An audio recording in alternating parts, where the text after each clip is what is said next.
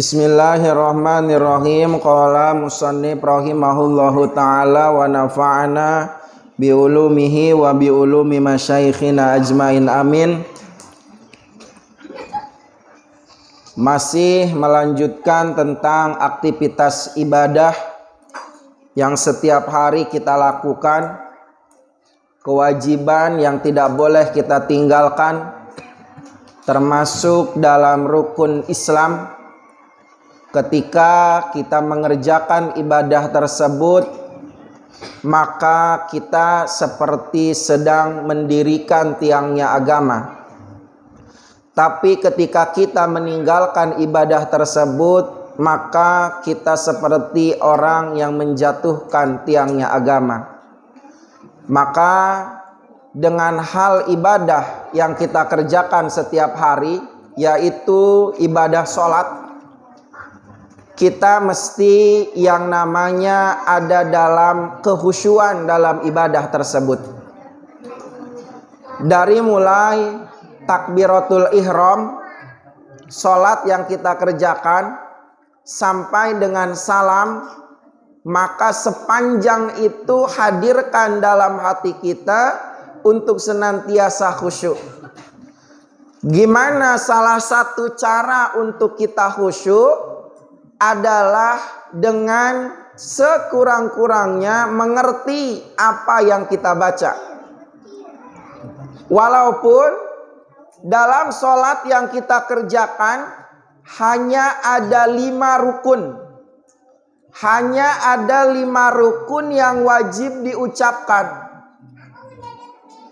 Selain dari yang 5 rukun ini, maka tidak wajib untuk diucapkan. Mana rukun yang wajib diucapkan? Nomor pertama adalah takbiratul ihram. Makanya ketika kita sholat, melafazkan takbiratul ihram dengan kata kalimat Allahu Akbar.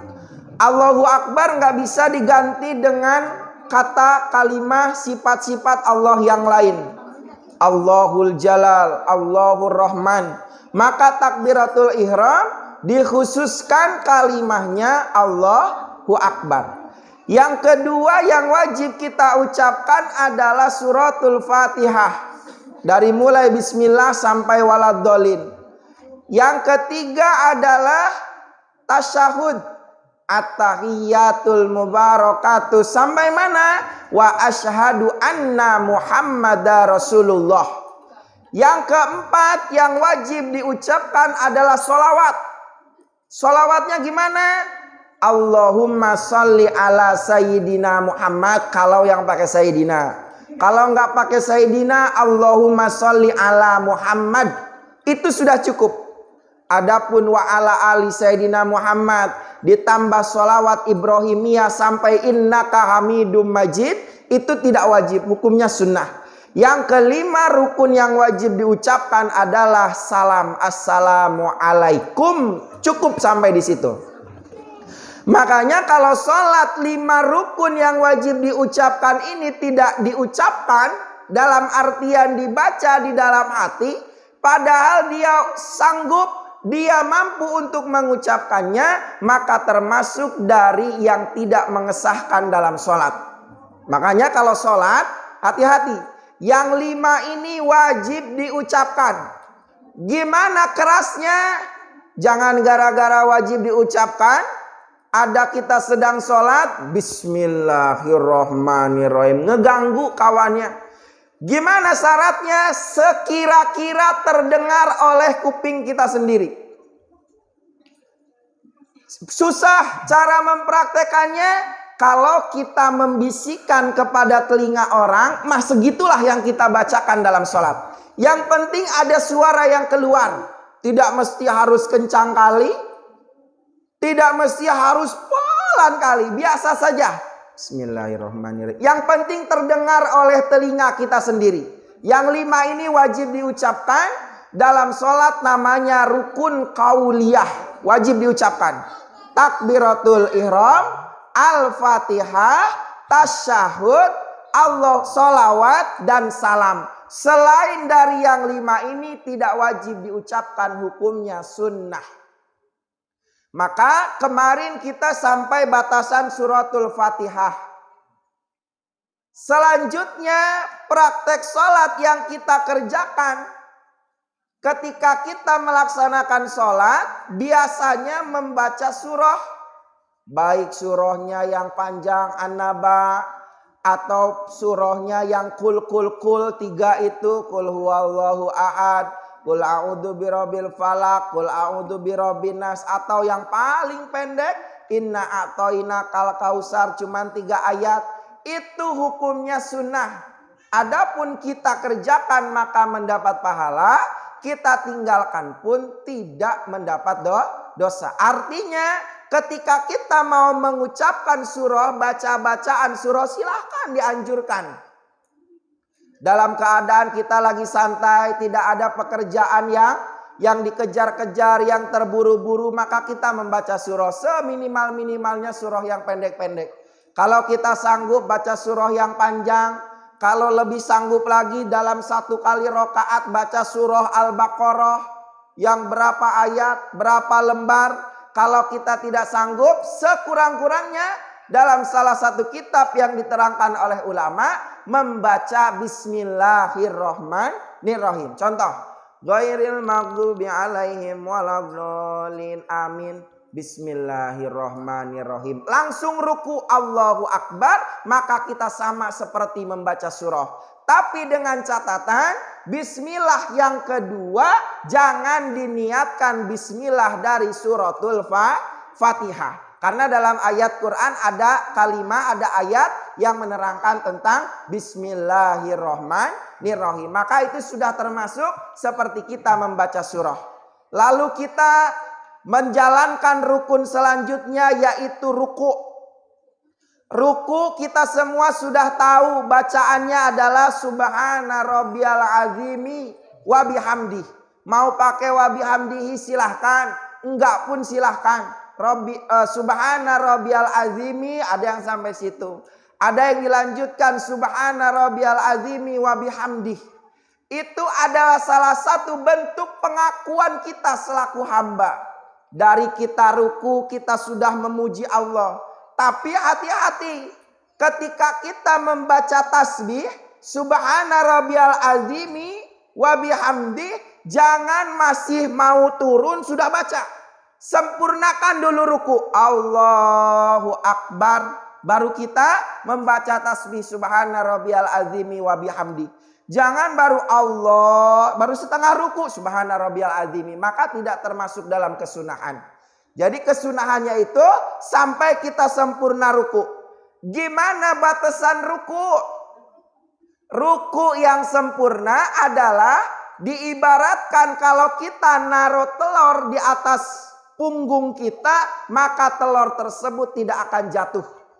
Saking ratanya. Jadi harus rata, sunnahnya rata. Ini kesempurnaan dalam ruku. Dan adapun batasan ruku seminimal-minimalnya adalah sekira-kira telapak tangan ini bisa menjangkau lutut. Jadi nggak mesti sempurna. Ini sempurna, tapi kalau orang yang punya penyakit sakit pinggang atau punya penyakit apa saja nggak bisa sempurna gini, maka sekira-kira tangan ini bisa menyentuh lutut, maka sudah termasuk dari ruku. Bacaannya tadi Subhana rabbiyal azimi wa bihamdi. Berapa kali? Sekurang-kurangnya 1 kali. Yang biasa 3 kali. Kalau ingin lebih sampai 11 kali.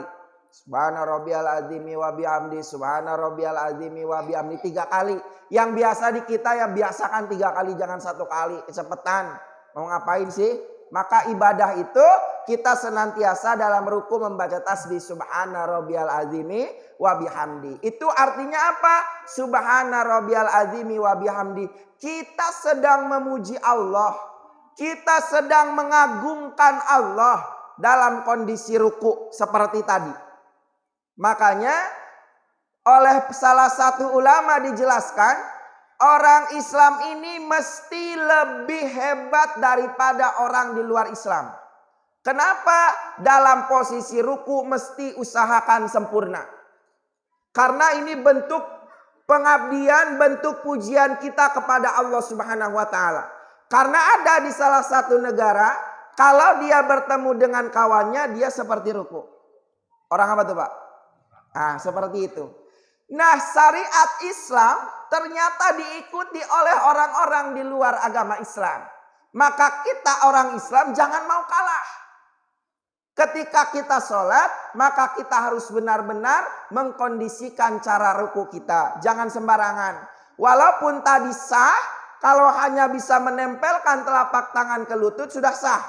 Tapi kita untuk mendapat kesempurnaan, maka usahakan lurus.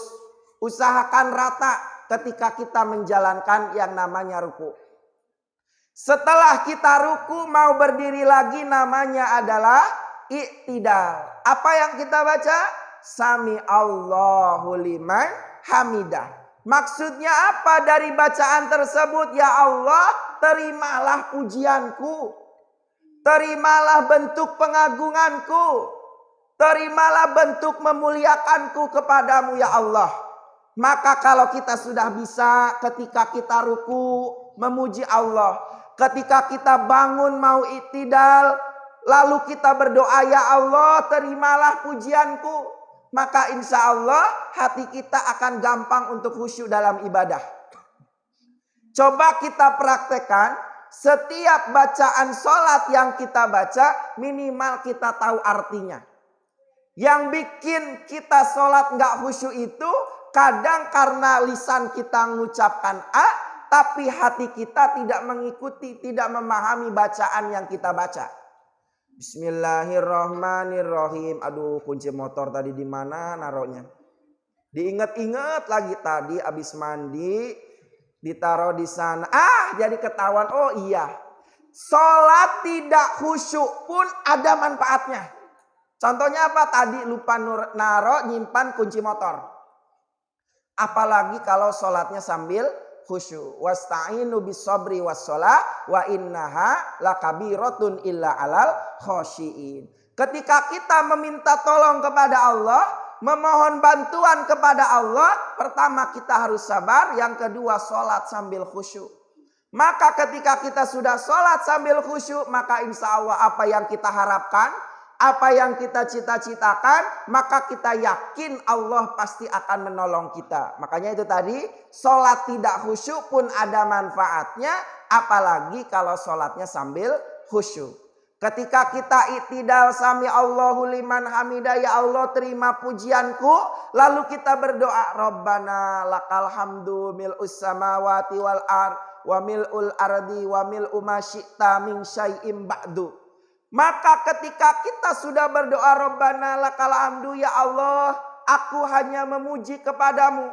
Rabbana lakal hamdu mil'us samawati wal ard. Segala yang engkau miliki di atas langit, segala yang engkau miliki di muka bumi ini semua adalah milikmu. Kita memuji kepada Allah.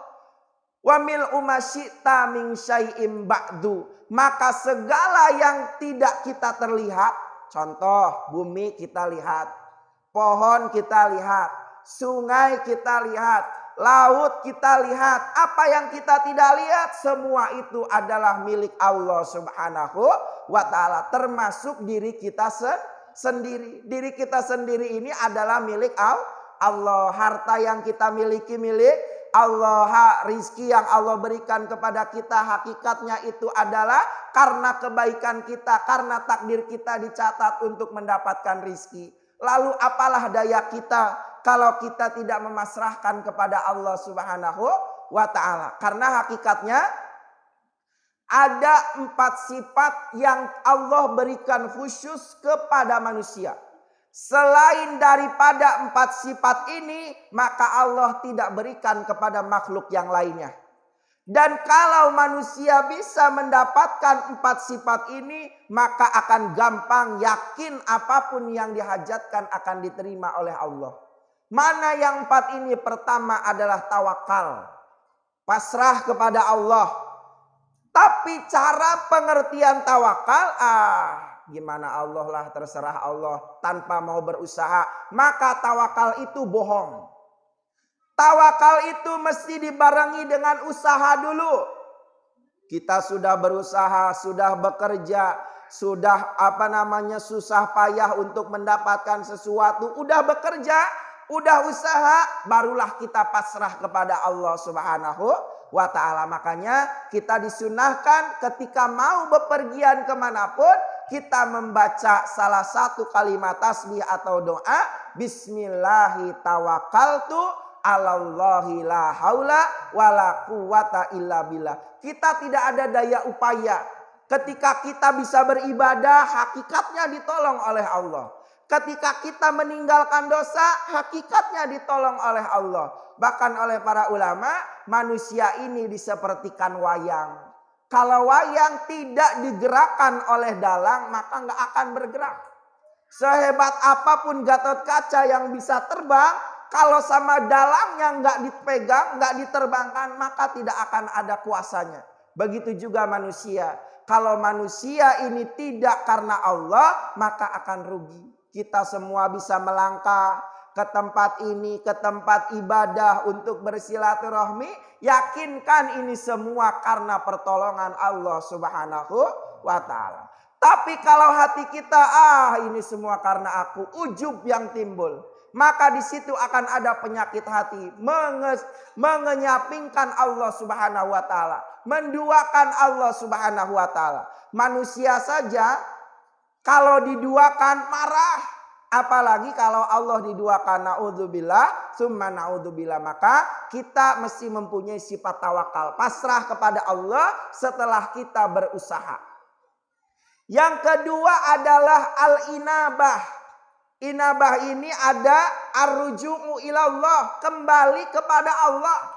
Kalau kita sudah berusaha, kalau kita sudah berikhtiar, apa yang kita cita-citakan gak berhasil, maka kita kembalikan kepada Allah. Inilah yang terbaik yang Allah berikan kepada kita. Kalau kita bisa husnudon kepada Allah, maka insya Allah hati ini akan terjaga. Contoh, kita mau pergi ke tempat yang kita tuju. Tujuannya baik, tujuannya bagus. Tapi di tengah jalan motor kita kempes, mobil kita kempes, mobil kita mogok. Maka setelah kita berusaha, maka kita kembalikan kepada Allah. Oh, ini jalan terbaik yang Allah berikan. Ini adalah takdir terbaik yang Allah berikan. Mungkin kalau kita sampai ke tempat tujuan, kita akan mendapatkan kemadorotan. Maka inilah takdir terbaik yang Allah berikan. Maka segala sesuatu yang menimpa diri kita, senantiasa kita kembalikan kepada Allah Subhanahu wa ta'ala. Wa ma asabaka hasanatin faminallah, wa ma asabaka min sayyi'atin famin nafsik. Maka segala kebaikan yang menimpa diri kita itu yakin dari Allah Subhanahu wa ta'ala. Tapi ketika keburukan menimpa diri kita, maka itu pasti gara-gara diri kita sendiri. Kita ceroboh, kita tidak benar mengikuti aturannya, kita betul-betul menjalankan apa syarat-syaratnya. Maka yang kedua adalah kalau kita sudah berusaha tapi gagal, maka kita kembalikan kepada Allah. Ini yang terbaik yang Allah berikan. Yang ketiga adalah khosyah, rasa takut kepada Allah. Kalau kita sedang tidak semangat ibadah, lagi malas ibadah, lagi sulit ingin ibadah, lagi malas, datang sifat malasnya. Karena wajar manusia, iman manusia, al-imanu yazidu wa yankusu. Terkadang iman ini lagi naik sekali, terkadang turun. Nah, lagi turun, lagi iman ini lagi turun, maka datangkan khosyah fi qalbi. Datangkan rasa takut kepada Allah dalam hati. Takut atas siksaan Allah, takut atas bencana yang Allah berikan, takut atas balai yang Allah berikan. Maka dengan kita menyimpan rasa takut kepada Allah, maka kita akan kembali semangat untuk beribadah. Yang keempat adalah ridho atas ketentuan Allah Subhanahu wa ta'ala. Maka yang terjadi pada diri kita ini adalah takdir terbaik yang Allah berikan kepada kita. Maka ketika kita sudah mengucapkan Rabbana lakal hamdu mil'us samawati wal ardi wa mil'u ma syi'ta min syai'im ba'du, kita yakinkan seluruh kenikmatan yang Allah berikan kepada kita ini semua adalah milik Allah Subhanahu wa ta'ala. Kita memuji kepada Allah, kita punya istri yang cantik, punya istri yang salihah, punya anak yang soleh, punya anak yang salihah, itu adalah kenikmatan yang Allah berikan kepada kita, maka kita bersyukur kepada Allah Subhanahu wa ta'ala. Makanya kata guru kami, kalau kita sekarang bisa beribadah, maka itu ciri orang tua kita yang sekarang, orang tua yang berhasil. Kita bisa ibadah sekarang, maka orang tua kita adalah orang tua yang berhasil. Kenapa? Anaknya masih mau ibadah. Tapi pertanyaannya, kira-kira anak kita besok masih mau ibadah atau tidak? Makanya kita sekarang belum termasuk orang tua yang berhasil. Walaupun memberikan fasilitas kepada anak yang banyak, tapi kalau anaknya tidak mau ibadah, maka kita tidak termasuk orang tua yang berhasil. Maka orang tua kita sekarang termasuk orang tua yang berhasil karena anaknya masih mau beribadah kepada Allah Subhanahu wa ta'ala. Setelah kita ruku, barulah kita melakukan sujud. Sujud ini adalah bentuk ibadah yang paling dahsyat. Makanya kalau kita membimbing anak kita sholat, anak kita ikut sama orang tuanya sholat, dia bisa sujud, maka itu adalah kenikmatan yang paling harus kita rasakan. Dari kecil dia sudah bisa bersujud kepada Allah Subhanahu wa ta'ala. Makanya kalau kita bawa anak kita untuk ibadah, ngajak anak kita untuk sholat, dia bisa sujud, harus senang hati kita. Walaupun sambil main-main, lagi baca Al-Fatihah dia lari-lari, goyang-goyang, lagi ruku nggak benar, tapi pas sujud dia ikut sujud, maka hati kita harus senang. Karena itulah bentuk pelajaran terbaik yang kita berikan kepada anak untuk menyembah Allah Subhanahu wa ta'ala. Yang kita baca tasbihnya Subhana rabbiyal a'la wa bihamdi. A'la dalam ilmu nahu adalah af'alu tabdil. Af'alu tabdil ini adalah bentuk pengagungan yang sebesar-besarnya kepada Allah.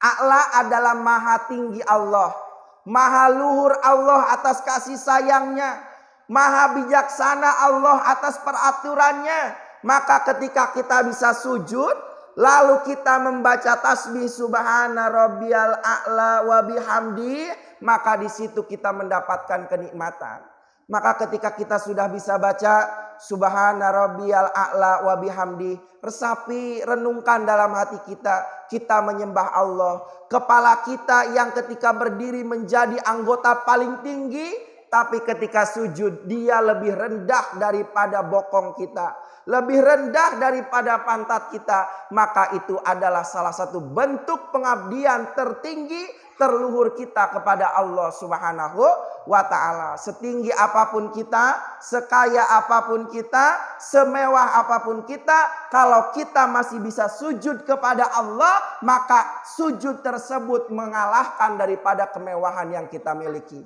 Maka kita bersyukur sampai saat sekarang ini, pada saat sekarang ini kita masih bisa bersujud kepada Allah Subhanahu wa ta'ala. Dengan segala upaya kita untuk menjalankan ibadah sholat, kita bisa sujud. Sedangkan yang namanya sujud dalam fikih, anggota sujud ada berapa Pak, Bu?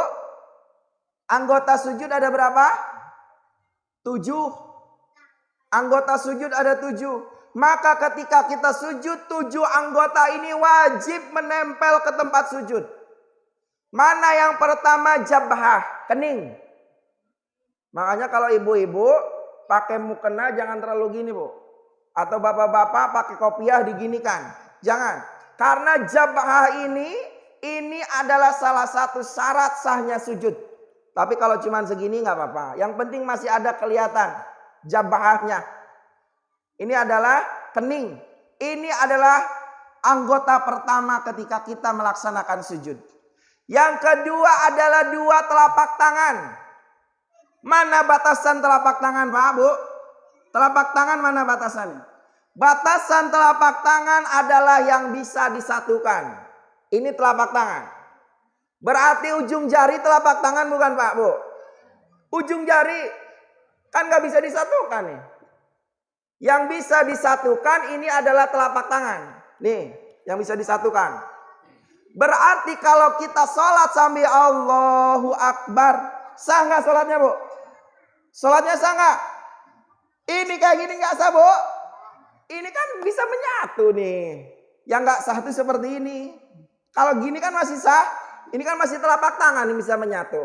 Nah jadi kalau ada orang sholat gini, jangan disalahkan. Karena ini masih termasuk daripada telapak tangan. Cuman yang sempurna adalah harus seluruhnya seperti ini. Jangan renggang kali, jangan rapet kali, biasa saja. Nah ini. Yang keempat dan yang kelima adalah lutut. Yang keenam dan yang ketujuh adalah telapak jari kaki kanan dan kiri. Sekali lagi, telapak jari kaki kanan dan kiri. Bukan telapak kaki.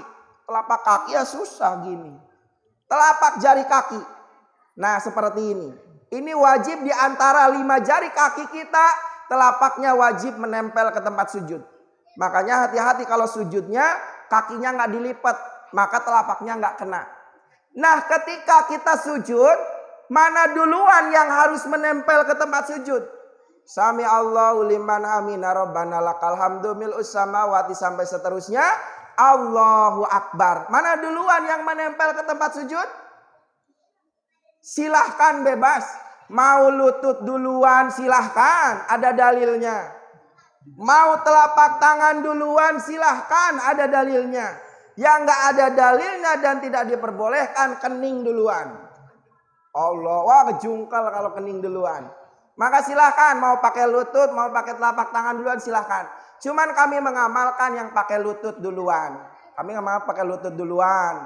Kalau ada yang pakai telapak tangan duluan silahkan. Karena dua hadis ini tidak kontradiktif, tidak bertentangan. Jadi silahkan mau pakai lutut ya silahkan. Tapi kalau kita lagi sakit biasanya pasti telapak tangan duluan. Nah itu bisa kita kondisikan, bisa kondisional kemana duluan yang kita dahulukan untuk menaruh tempat anggota sujud ke tempat sujud.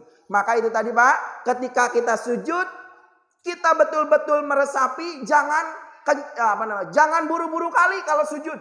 Subhanarabbiyal Allahu Akbar. Jangan seperti itu. Karena ketika kita sujud itulah bentuk penghambaan sebetul-betulnya kita kepada Allah Subhanahu wa taala. Bahkan dalam fikih diperbolehkan, disunahkan ketika sujud terakhir di rakaat terakhir, maka kita disunahkan untuk membaca doa. Cuman doanya jangan diucapkan, di dalam hati saja. Di sujud terakhir dalam sholat kita berdoa kepada Allah Subhanahu wa taala. Nah, itulah salah satu cara kita untuk bisa khusyuk dalam menjalankan sholat kepada Allah. Setelah itu masih ada Rabbik firli warhamni wajibuni warfani warzukni wahdini wa'afini wa'fu'anni. Itu adalah bentuk doa. Kita selesaikan saja Pak. Sikit-sikit gak apa-apa. Selesaikan atau enggak Bu Pak? Selesaikan aja. Rabbik firli warhamni wajibuni warfani warzukni wahdini wa'afini wa'fu'anni. Di tengah doa-doa itu ada kalimah warzukni. Warzukni adalah ya Allah berilah rizki kepadaku. Tapi hati-hati Pak. Ketika kita membaca doa warzukni, jangan rizki urusan dunia yang kita dahulukan.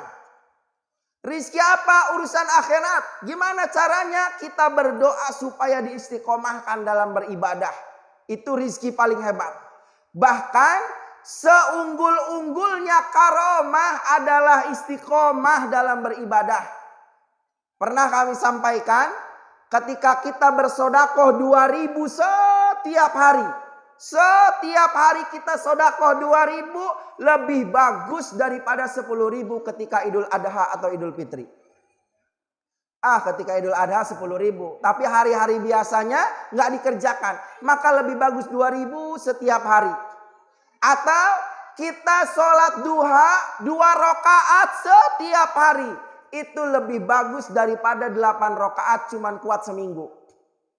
Aku mau 8 rakaat, Abdulnya sholat 2, cuman seminggu udah berhenti.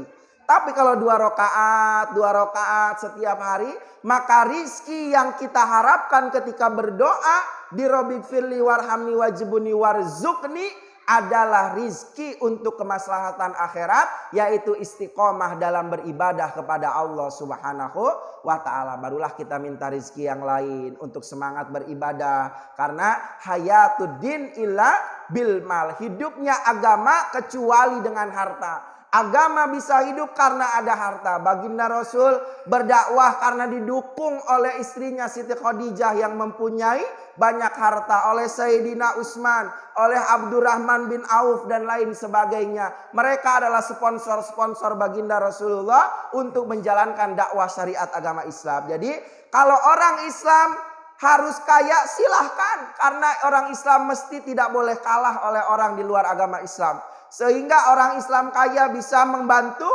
untuk perjalanan dakwah syariat agama Islam. Untuk mengembangkan tugas-tugas kerasulan yang dipimpin oleh al-ulama'u warasatul anbiya. Setelah kita Rabbi firli warhamni sampai selesai, kita sujud lagi 2 kali. Inilah bedanya.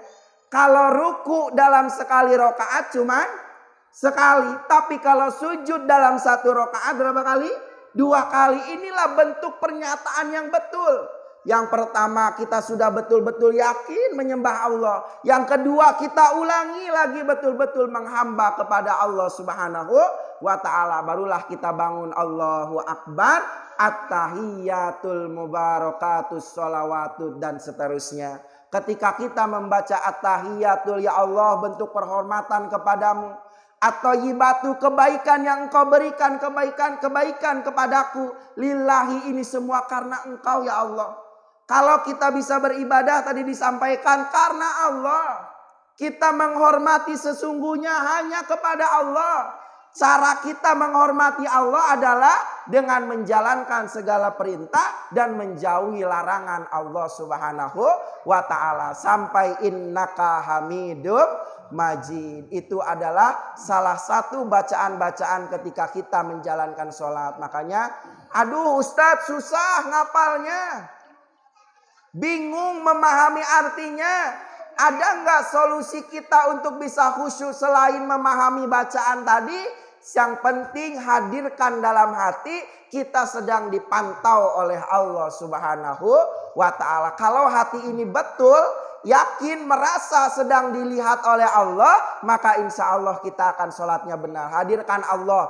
Ketika takbiratul ihram Allah. Ketika kita ruku Allah. Ketika kita sujud Allah. Diibaratkan kalau kita bekerja ada atasan, ada pimpinan kita, maka kita kerjanya benar. Begitu juga tentang ibadah. Ketika kita ibadah, yakinkan Allah sedang memantau kita. Allah sedang melihat gimana kualitas ibadah kita. Jangan cuman sekedar sah yang kita kerjakan. Kalau sholat sekedar sah gampang. Cuman sah gampang. Yang penting rukun-rukun sholat dikerjakan sudah sah. Tapi yang kita harapkan adalah diterima enggak sholat kita ini. Betul-betul dibalas enggak pahala sholat kita ini. Maka itulah yang kita usahakan. Hadirkan hati kita ketika sholat. Bahwasanya kita sedang dipantau oleh Allah Subhanahu wa ta'ala. Ditutup dengan assalamualaikum warahmatullah. Maka salam dalam sholat fardu batasannya sampai assalamualaikum warahmatullah. Kalau dalam sholat jenazah, assalamualaikum warahmatullahi wabarakatuh. Jadi ada bedanya. Kalau sholat fardu atau sholat sunnah, batasannya maksimalnya assalamualaikum warahmatullah. Tapi kalau dalam sholat jenazah dihabiskan wabarakatuh. Yang wajibnya hanya sekali, yaitu yang melirik ke sebelah kanan. Meliriknya hukumnya apa? Sunnah. Assalamualaikum warahmatullah.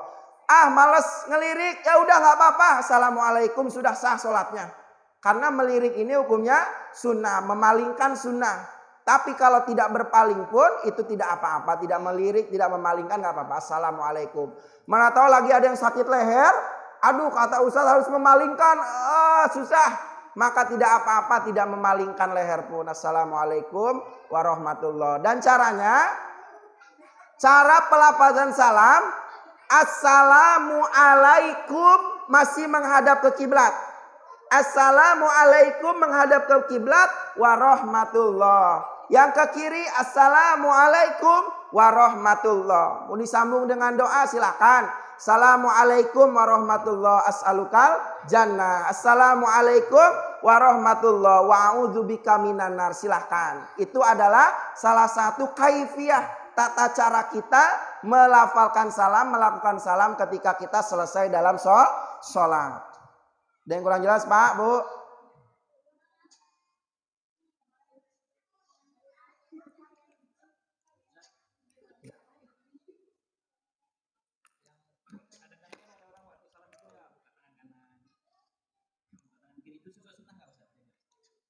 Sepanjang yang kami dapatkan dan kami cari-cari di referensi kitab, kami belum mendapatkan petunjuk atau dalil hal yang seperti itu.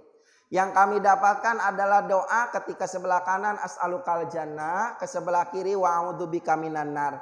Tapi ketika kami tanya orang yang melakukannya, kami juga pernah nanya, Pak, kok assalamualaikum sebelah kanan dibukakan? Itu biar seperti membukakan surga. Oh, berarti salah paham. Yang disuruhnya berdoa supaya pintu surga dibuka dan menjaga menutup pintu neraka. Jadi maksudnya supaya pintu surga dibuka. Cuman yang kami dapatkan adalah dengan berdoa as'alukal jannah. Ya Allah, berilah kami surga. Wa a'udzubika minan nar. Ya Allah, jagalah kami dari neraka. Jadi kami belum mendapatkan dalilnya. Cuman yang kami tanyakan hanya seperti itu supaya dibukakan surga saja. Nah, apakah batal sholatnya?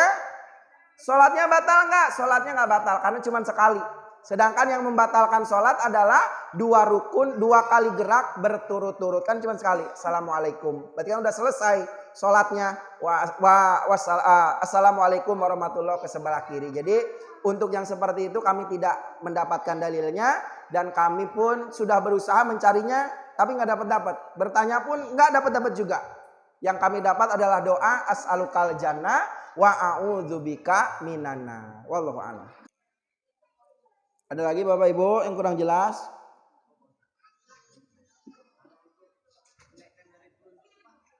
Iya. Betul. Jari itu dalilnya yang pertama la yuharrikuha.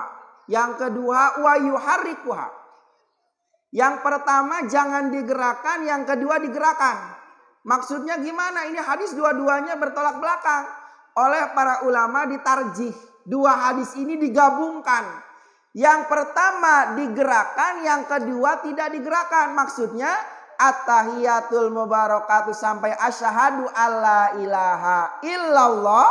Kan bergerak dari tadinya gini. Yang kedua la yuharrikuha, enggak digerakkan, didiamkan. Jadi 2 hadisnya dipakai. Pertama bergerak, yang kedua didiamkan. Inilah amalan yang kami jalankan. Dan adapun ketika kita melihat orang at-tahiyatul mubarakatuh atau at-tahiyatul mubarakatuh sholawatu, itu ada dalilnya masing-masing. Cuman yang kami dapatkan, yang kami lakukan hanya asyhadu alla ilaha illallah, bergerak. Dari tadinya gini wa asyhadu anna Muhammadar Rasulullah. Dan caranya ada 2. Pertama ibu jari bertemu dengan jari tengah. Gini. Ibu jari bertemu dengan jari tengah. Yang kedua jari tengahnya dilipat. Cuman yang kami amalkan gini, ibu jari bertemu dengan jari tengah. Jadi ketika asyhadu alla ilaha illallah, ada juga yang dilipat gini, silahkan. Kitabnya dalam kitab Minhajul Qawim dijelaskan di situ. Ada yang gini, ada yang gini. Bebas, terserah mau yang mana. Cuman kami mengamalkan yang ini. Dan caranya ini itu dari mulai tasyahud udah digini tangannya. At-tahiyatul mubarakatuh sholawatu sampai asyhadu alla ilaha illallah baru digerakkan. Nah ini seperti ini yang kami amalkan. Tapi kalau kita melihat orang yang seperti ini ya jangan digarain, biar aja. Tapi kita kan keganggu juga. Wah orang yang gini-gini nih. Sunnahnya salah satu sunnah ketika kita sholat sudah atahiyatul, udah tasyahud, maka pandangan kita yang tadinya lihat tempat sujud, ketika kita sholat kan sunnahnya lihat tempat sujud kita. Tapi kalau sudah tasyahud, arahkan pandangan kita ke ujung dari telunjuk kita. Udah asyhadu alla ilaha illallah, kita arahkan pandangan ke sini. Ini sunnah. Bukan telunjuk kawannya, telunjuk kita. Jadi itulah yang salahnya. Jadi jangan dilihat biar aja. Itu Pak. Jadi yang kami amalkan seperti ini. Adapun orang yang seperti ini atau gini-gini, Allahu a'lam bishawab. Sampai assalamualaikum warahmatullah. Assalamualaikum warahmatullah. Sampai assalamualaikum baru diturunkan warahmatullah. Ini yang kami amalkan. Ada lagi Bapak Ibu?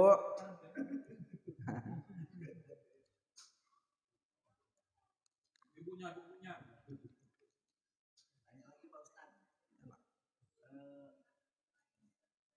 Misalnya kita sholat mampu berdiri. Nggak bisa untuk sujud, untuk duduk di antara dua sujud. Boleh nggak kita ganti dengan sholat duduk? Ya, ketika orang sholat sholat fardu. Sholat fardu wajib berdiri kalau kita mampu. Maksud mampu ini di mana? Apakah ketika kita bisa berdiri terus baru ketika kita sudah tidak bisa ngapa-ngapain baru boleh duduk? Tidak.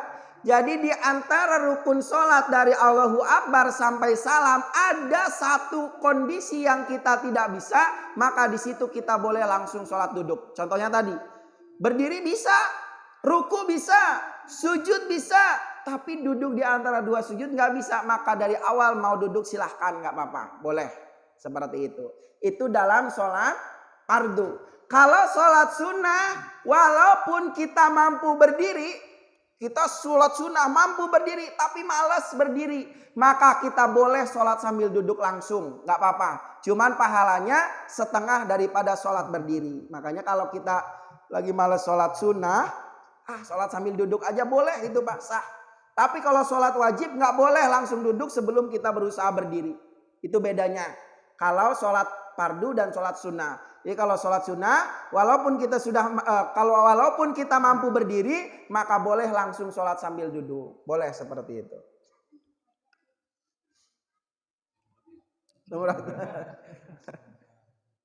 Cukup Bu, Bapak?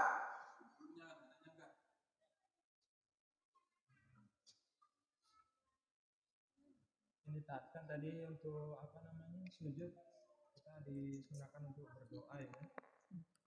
Itu doa apa yang baiknya dibaca waktu sujud? Kalau masalah doanya bebas keinginan kita dan hajat kita. Cuman dalam kitab, saya lupa nama kitabnya, Komitugian Sobul Iman, dijelaskan ketika kita berdoa, ketika sujud itu usahakan utamakan tentang urusan akhirat dulu. Kalau sudah semua hajat kita urusan akhirat, barulah urusan dunianya itu. Jadi jangan dilafadzkan. Kalau lagi di sujud terakhir, ya Allah aku ingin ini, batal sholatnya. Tapi di dalam hati, ditanamkan dalam hati doanya tersebut. Seperti itu Pak. Jadi bebas Pak, cuman utamanya tentang kemaslahatan akhirat dulu. Baru setelah itu urusan dunianya. Pakai bahasa Arab silahkan, pakai bahasa Indonesia silahkan, bahasa Jawa silahkan, apa saja. Allah Maha mengetahuinya. Cukup Bapak Ibu? Ada lagi? Bapak Ibu mau nanya?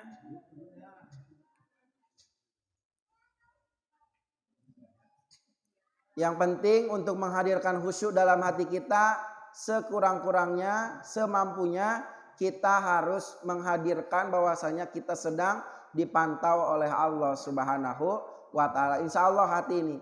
Dan salah satu yang bikin gak khusyuk ini biasanya ketika kita sudah selesai bacaan gak langsung masuk ke rukun sholat selanjutnya. Udah waladhdallin, baca surah sudah, qul huwallahu ahad sudah, tapi nggak langsung ruku, ada jedanya, maka disitulah mulai. Oh iya tadi di sebelah sana, oh iya nanti mau pergi, itulah yang bikin nggak khusyuk. Tapi kalau setiap bacaan langsung disambung dengan rukun-rukun selanjutnya, insya Allah. Karena kalau kita sudah ngomong, maka hati ini nggak bisa bareng. Hati bisa bareng memikirkan sesuatu karena lisan ini sudah berhenti ngomong. Tapi kalau ngomong terus, baca-baca terus, maka tidak akan ada jeda setan untuk mengganggu kita. Tapi itu tadi intinya tetap menghadirkan bahwasanya diri ini sedang sholat dilihat oleh Allah Subhanahu wa Ta'ala.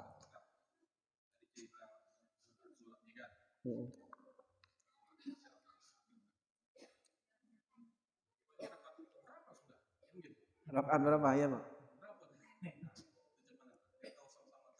Betul. Ketika kita lupa bilangan rakaat, maka kita harus meyakinkan rakaat paling sedikit yang kita kerjakan. Contoh di sholat maghrib, udah rakaat ketiga atau rakaat kedua, maka kita ambil rakaat yang kedua. Berarti kita menambah satu rakaat lagi. Tapi kalau kita ini rakaat pertama, rakaat kedua atau rakaat ketiga bingung mana yang didahulukan, maka jangan mengambil rakaat yang paling banyak tapi rakaat yang paling sedikit. Yang kehitung aneh atau parah lah mungkin bahasanya. Sholat subuh lupa bilangan rakaat itu aneh. 2 rakaat lupa bilangan rakaat, berarti entah kemana ini pikirannya ini. Maka kalau kita lupa rakaat, maka kita ngambil bilangan yang paling sedikit. Dan sunnahnya kalau kita lupa bilangan rakaat, sebelum salam sunnah melakukan sujud sahwi. Subhana ma la yanamu wa la yasu. Sampai innaka hamidum majid. Kita sujud sahwi sekali, lalu bangun lagi, sujud lagi 2 kali, baru assalamualaikum warahmatullah. Dan ketika kita niat mau sujud sahwi, duduknya sunnahnya tetap iftiros. Iftiros ini seperti tasyahud awal rakaat kedua yang telapak kaki kiri didudukin, itu iftiros. Kalau yang kaki kiri di bawah betis itu tawaruk. Maka kalau kita mau sujud sahwi, maka duduknya sunnahnya tetap iftiros. Baru setelah sujud sahwi yang kedua, kita tawaruk, assalamualaikum warahmatullahi, assalamualaikum gitu. Allah. Gimana Pak? Apanya Pak? Ya udah direncanakan. Oh, ingat nih. Oh iya tadi lupa bilangan. Nanti mau melakukan sujud sahwi. Maka itu kita tetap iftiros. Tapi kalau kita sampai salam pun lupa nggak sujud sahwi, nggak apa-apa, langsung tawaruk aja. Karena sujud sahwi bukan wajib. Sujud sahwi bukan wajib, hanya sunnah. Jadi kerjakan berpahala, ditinggalkan tidak berdosa. Iya. 4 rakaat tetap hitungan yang paling sedikitnya Pak. Tuh ya. Contoh yang kita lupa nih, ini rakaat ketiga atau rakaat keempat contoh. Maka ngambil rakaat ketiga, ini rakaat ketiga berarti nambah lagi 1 rakaat. Atau ini rakaat kedua atau rakaat ketiga, maka kita ambil rakaat yang kedua. Ya, yang kita langsung ini udah rakaat yang kedua aja seperti itu. Jadi jangan kelamaan ragu-ragunya, nanti kalau udah lama-lama mikir udah malah diganggu sama setan untuk itu. Seperti itu. Cukup Bu? Mbak? Gak apa-apa. Karena kita lupa. Walaupun kata orang, kata kawan kita, kamu sholat berapa rakaat? Orang lupa gak apa-apa. Kawan kita merhatikan dari pinggir, ini kawan sholat berapa rakaat? Ini sholat apa? Gak apa-apa, kita kan lupa gitu. Gak apa-apa, gak jadi soal. Tapi apakah wajib sujud sahwi? Sunnah Pak, sunnah.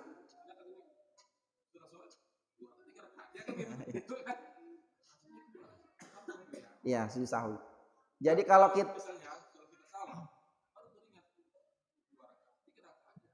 maka kita langsung sujud sahwi Pak.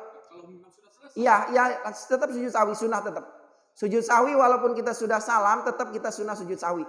Kalau kita lupa bilangan rakaat kita. Prosesnya langsung sujud saja Pak. Allahu Akbar, subhana ma la yanamu wa la yasu. Allahu Akbar, yang kedua lagi Allahu Akbar, subhana ma la yanamu wa la yasu. Sudah cukup seperti itu Pak. Baru bangun lagi, dah selesai. Enggak, karena udah ditutup tadi. Tadi kan udah assalamualaikum gitu. Jadi sunnah itu yang seperti itu Pak. Enggak wajib. Tetap sunnah sujud sahwinya. Cukup Bu? Iya Pak, Bu.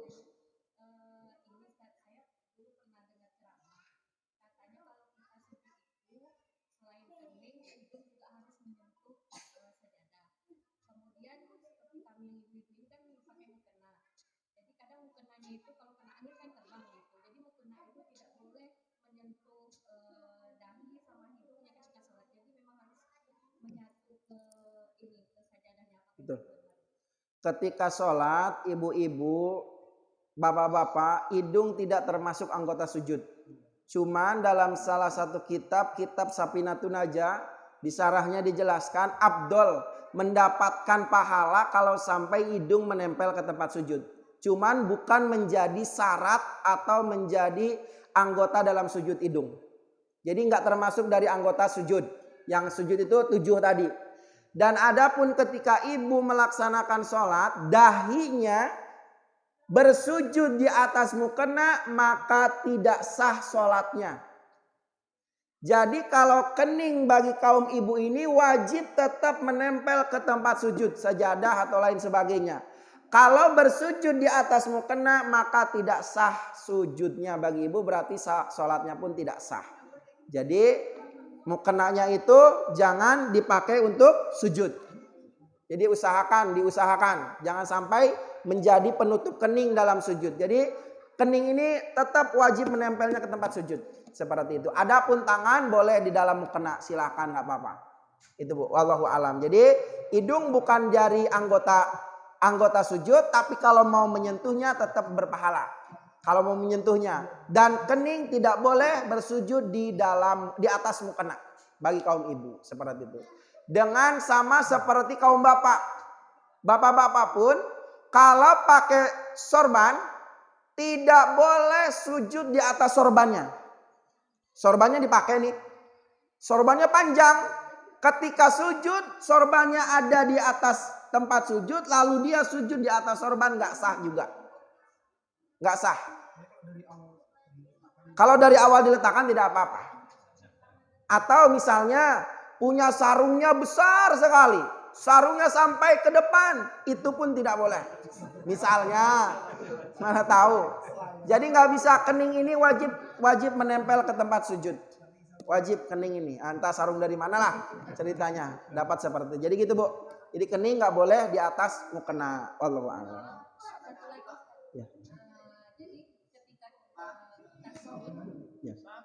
Satu-satu Pak, masih. Ketika sujud, jadi pernah nih kejadiannya, kadang sarung ini kan nggak dalam. Jadi ketika sujud kakinya terbuka untuk yang perempuan. Jadi pernah saya tiba-tiba langsung ditarik ininya gitu. Apakah memang tidak boleh terbuka sama sekali untuk perempuan atau boleh? Bagi kaum perempuan yang boleh terlihat ketika sholat hanya wajah dan telapak tangan dan punggung tangan. Maksudnya ini, segini yang boleh kelihatan. Dan wajah. Mana batasan wajah? Dari atas mulai jadinya rambut, bawah sampai dagu, pinggir sampai kuping. Jadi kalau pakai mukena nggak boleh di sini. Karena leher ini aurat, batal sholatnya. Jadi kalau pakai mukena harus di bawah dagu di sini. Dan pas bagi ibu ketika kebuka kakinya ditutup, memang seperti itu keharusannya Bu. Jadi yang boleh terlihat dari ibu ketika sholat hanya wajah dan telapak tangan dan punggung tangan. Ini saja. Nah ini yang boleh kelihatan. Makanya kalau kita lihat tuh kadang ada orang sholat, baju ibu-ibu bajunya panjang, pakai kerudung yang besar, dia langsung sholat tanpa ada mukena, ya tetap sah. Yang penting wajah dan telapak tangan ini kelihatan, itu nggak apa-apa. Yang nggak boleh itu selain daripada itu. Bahkan satu helai pun rambut kaum ibu kelihatan ketika sholat, maka sholatnya batal. Ini bakal ibu. Jadi begitu Bu, itu bagus seperti itu, memang seperti itu anjurannya. Jadi nggak boleh ada yang kelihatan dari kaum ibu kecuali wajah dan telapak tangan dan punggung tangan. Nggak boleh Bu. Pak, nggak boleh Pak. Iya Pak, boleh Pak. Tapi saya lihat di luar negeri ya, itu kan berkah tidak membawa mukena gitu ya. Sekarang mereka Iya, selagi masih yang kelihatan hanya wajah sama telapak saja tidak apa-apa Pak. Sering kami lihat sering orang pakai kerudungnya besar, yang besar itu yang lebar, nggak pakai mukena lagi. Yang penting telapak tangannya kelihatan nggak apa-apa, wajahnya kelihatan nggak apa-apa. Selain dari wajah dan telapak tangan itu tidak boleh kelihatan. Jadi nggak pakai mukena pun nggak apa-apa selagi bisa ketutupan semua kecuali wajah dan telapak tangan.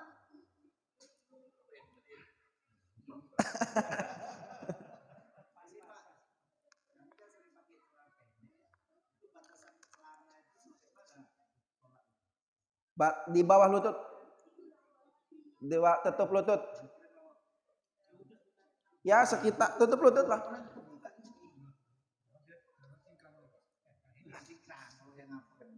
Tutup lutut Pak, segini Pak. Segini, iya. Yang penting ketika seluruh rukun sholat dikerjakan, lutut nggak kelihatan. Seluruh rukun sholat dikerjakan, lutut nggak kelihatan. Maka itu sudah sah untuk melaksanakan sholat. Nggak boleh. Walaupun hanya sebesar jarum saja ada yang bolong. Kalau kita kelihatan, contoh ini umpama, itu pun nggak boleh. Dan ada caranya, kami juga pernah kejadian seperti itu. Lagi sholat, maaf sarungnya itu bolong, entah kena bekas rokok atau apa. Gimana nih sholatnya? Sementara udah rakaat ketiga sholat maghrib, sayang balik lagi males. Gimana caranya? Ditutupin sepanjang sholat. Contoh kelihatan nih di sini ada yang bolong. Maka selagi sholat, walaupun kondisi apapun, lagi ruku, lagi sujud, tutup saja pakai tangan. Ini boleh seperti ini rukshoh. Tetap satu aja tangannya, yang gininya tetap satu. Ini kalau sudah di penghujung akhir sholat. Tapi kalau di awal sholat udah ketahuan, batal ulangi lagi. Ganti saja sarungnya. Ini sudah di penghujung, udah mau atahiyatul, kelihatan, langsung ditutup, mau ruku tangan satu, mau sujud tangan satu, itu dimaafkan yang seperti itu. Maka kan untuk ini kan seperti ini sunnah Pak. Yang wajibnya hanya atahiyatulnya. Jadi kita tetap bisa menutupi. Ini kerusuhan, boleh dikerjakan. Seperti itu.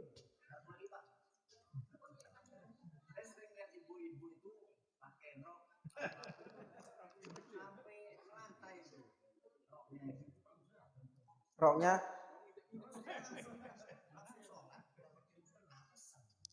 itu tadi Pak. Kalau ibu ini yakin roknya atau pakaiannya enggak kena najis, maka langsung sholat sah. Yang penting semua anggota badan enggak kelihatan kecuali wajah dan telapak tangan.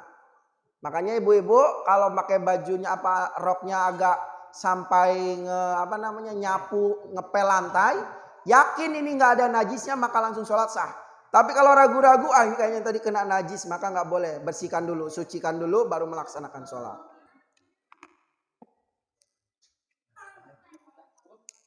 Cukup? Ada yang mau ditanyakan lagi? Bu? Pak Agus kayaknya ini tengok-tengok ini.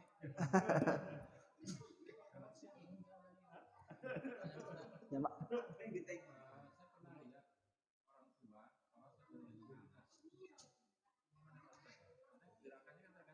Betul. Di luar mazhab Imam Syafi'i diperbolehkan, tapi dalam mazhab Imam Syafi'i tidak diperkenankan karena akan banyak gerakan-gerakan. Makanya kita lihat, saya pun sering lihat di TV itu ada TV Mekah.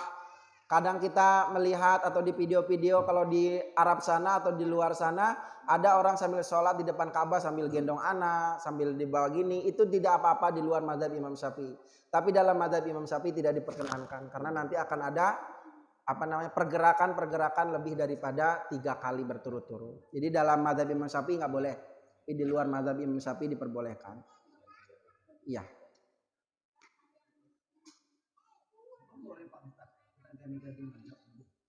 Kalau dalam kondisi darurat boleh. Seperti kita kalau berangkat ke Mekah, tawaf itu tidak boleh tidak berwudu, wajib berwudu tawaf. Karena tidak sah tawaf kalau tidak berwudu. Sementara kalau kita berpegang ke mazhab Imam Syafi'i, bersentuhan kulit laki-laki dan perempuan langsung batal. Sementara di sana pasti bersentuhan terus laki-laki dan perempuan. Maka di sana kita mengambil pendapat Imam Malik. Kalau bersentuhan nggak batal dengan catatan tidak bersyahwat. Tapi kalau dalam mazhab Imam Malik, bersentuhan kalaupun bersyahwat tetap batal. Jadi kita mengambil pindah mazhab dalam kondisi tertentu darurat. Tapi kalau sengaja-sengaja nggak boleh. Biar enak lah pendapat ini hari ini, besok hari ini seperti sholat. Pendapat Imam Syafi'i subuh, nanti Imam Malik duhur, itu nggak boleh seperti itu. Menggonta-ganti, ganti-ganti. Sudah Bu, cukup ya kita tutup. Wallahu a'lam bishawab. Kita berdoa kepada Allah Subhanahu wa taala, apa-apa pahala yang kita dapat di majelis ini tidak semata-mata diberikan kepada kita, tapi juga diberikan kepada kedua orang tua kita dan guru-guru kita semua. Amin. Ya Allah ya Rabbal Alamin, kita doakan keturunan kita, anak kita, cucu kita, saudara kita, tetangga kita, muslimin muslimat, semoga dijadikan keturunan yang solih dan solihah, yang bisa berguna bagi agama, nusa dan bangsa. Orang-orang yang sedang sakit dari jihad keluarga kita, saudara kita, tetangga kita, muslimin muslimat, semoga oleh Allah Subhanahu wa taala lekas diangkat penyakitnya dan dijadikan sakitnya atas kiparat segala dosa-dosanya.